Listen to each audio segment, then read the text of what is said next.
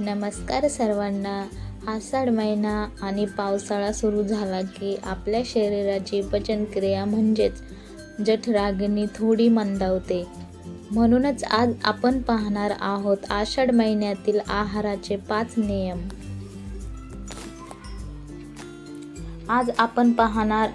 आषाढ महिन्यातील आहाराचे 5 नियम आणि 15 अशा भाज्या ज्या तुमचे पचन तंत्र एकदम फिट ठेवतील.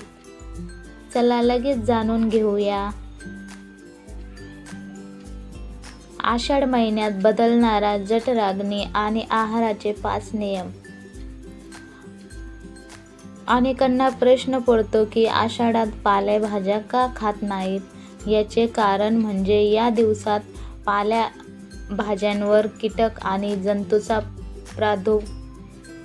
प्रादुर्भाव जास्त असतो. त्यामुळे पोटाचे आरोग्य जपण्यासाठी आषाढ महिन्यात मेथी, पालक यांसारख्या भाज्यांपेक्षा वेलीवरच्या किंवा फळभाज्या खायला प्राधान्य दिले जाते. जठराग्नी मंदावते. आषाढ महिना सुरू झाला की हवेत गारवा आणि ओलसरपणा वाढतो. निसर्गातील या बदलामुळे आपल्या पोटातील जठराग्नी म्हणजे अन्न पचवणारी शक्ती मंदावते. म्हणूनच या महिन्यात जड अन्नाऐवजी हलके आणि सुपासारखे अन्न खाणे गरजेचे असते.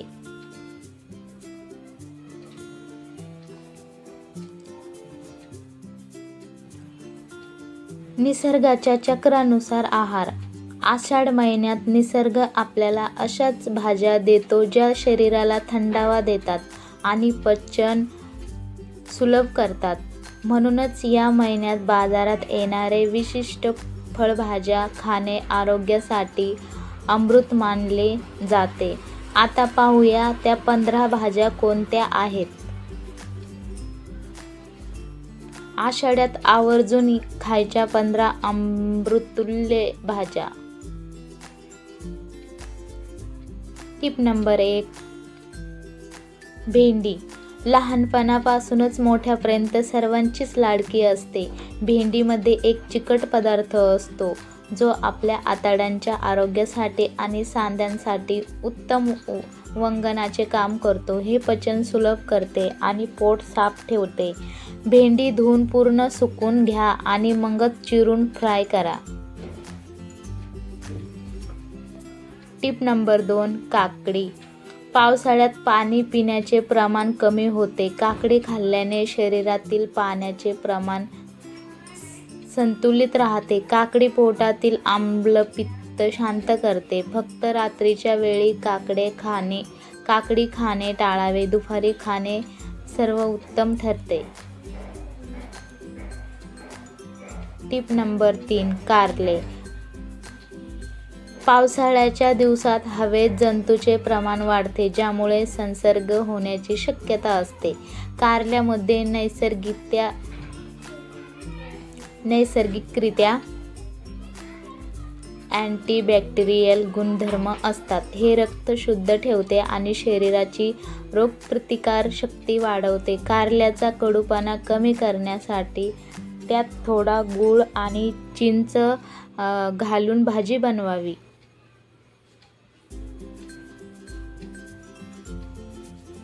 Tip number 4. तोंडली. तोंडली म्हणजेच मोठ्या प्रमाणावर फायबर असते. या दिवसात शारीरिक हालचाल थोडी कमी होते ज्यामुळे काहींना पोट साफ न होण्याचा त्रास होतो. तोंडली खाल्ल्याने आतड्याची हालचाल सुधारते. तोंडली उभी चिरून त्यात थोडे दाण्याचे कूट आणि कोथिंबीर घालून खमंग भाजी बनवावी. Tip number 5. घोसाळी किंवा दोडका. दोडका आणि घोसाळी ही तासिरेने थंड आणि सुपच्य असतात. हवामानातील बदलामुळे अनेकांना ॲसिडिटी आणि छातीत जळजळ होते. दोडक्याचे सेवन केल्याने पोटातील ॲसिड शांत होते. साधी मूग डाळ घालून केलेली दोडक्याची भाजी पचायला खूप सोपी असते. Tip number 6. मका किंवा स्वीट कॉर्न. पावसाळ्यात मका खाणे खूप फायदेशीर असते. यात भरपूर फायबर आणि फॉलिक ॲसिड असते, जे आपली पचनशक्ती वाढवते. मक्याचे दाणे उकडून खाणे किंवा त्याची हलकी उसळ बनवणे पोटाला ऊर्जा देते. Tip number 7. सुपासारखे आणि ताज्यांना प्राधान्य. या महिन्यात पचनशक्ती शांत असल्यामुळे शिळे, जास्त तेलकट किंवा थंड अन्न खाणे टाळावे. जेवण नेहमी ताजे, गरमागरम आणि सहज पचेल असे असावे, जेणेकरून पोटावर अतिरिक्त ताण येत नाही. Tip number 8. कच्चे केळे. हवामान बदलल्यामुळे अनेकांना जुलाब किंवा पोट खराब होण्याच्या समस्या वाढतात. अशा वेळी कच्चे केळी हे औषधासारखे काम करते. हे आतड्यांना बळकटी देते आणि पोटातील अतिरिक्त पाणी शोषून घेऊन आराम देते. कच्च्या केळ्यांचे काप करून वाफेवर शिजवून घ्यावेत आणि त्याची हलकी भाजी बनवून खावी. Tip number 9.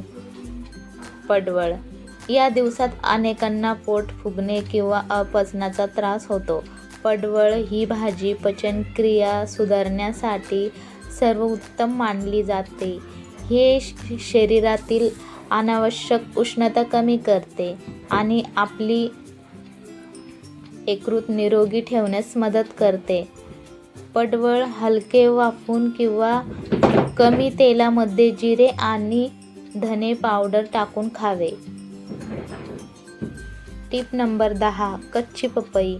कच्च्या पपईची भाजी किंवा कोशिंबीर पोटासाठी वरदान मानली जाते. यामध्ये पेपेन नावाचे पाचक तत्व असते, जे मंदावलेल्या जठराग्नी पुन्हा तीव्र करते आणि रक्तपोट होण्याच्या त्रासापासून आराम देते. Tip number 11. ढेमसे. ढेमसे ही भाजी या ऋतूत खूप फायदेशीर ठरते. यात उत्तम अँटीऑक्सिडंट असतात. पावसाळ्यात दूषित पाण्यामुळे युरिन इन्फेक्शन, लघवीची जळजळ होण्याचा धोका असतो. ढेमसे खाल्ल्याने हा त्रास दूर होतो. ढेमशाची भाजी अगदी साध्या पद्धतीने जिरे मोहरीची फोडणी देऊन बनवावी. Tip number 12. लाल भोपळा. लाल भोपळा हा पोषक तत्वांचा खजिना आहे. यात व्हिटॅमिन ए आणि सी भरपूर प्रमाणात असते. आषाढात डेंग्यू, मलेरिया सारखे आजार पसरतात. अशा वेळी लाल भोपळा खाल्ल्याने शरीराची ताकद टिकून राहते. याची सुकी भाजी चपाती सोबत उत्तम लागते. Tip number 13. ताजी चवळीची भाजी. पावसाळ्यात चवळीच्या शेंगा किंवा भाजी सहज उपलब्ध होतात. त्यात भरपूर प्रमाणात प्रोटीन्स आणि मिनरल्स असतात. ही भाजी रक्तातील हिमोग्लोबिन वाढवण्यास आणि आषाढ महिन्यातील आळस दूर करण्यास मदत करते.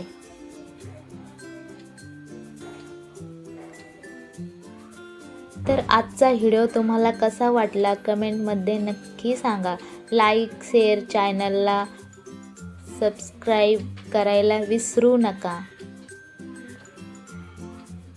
धन्यवाद.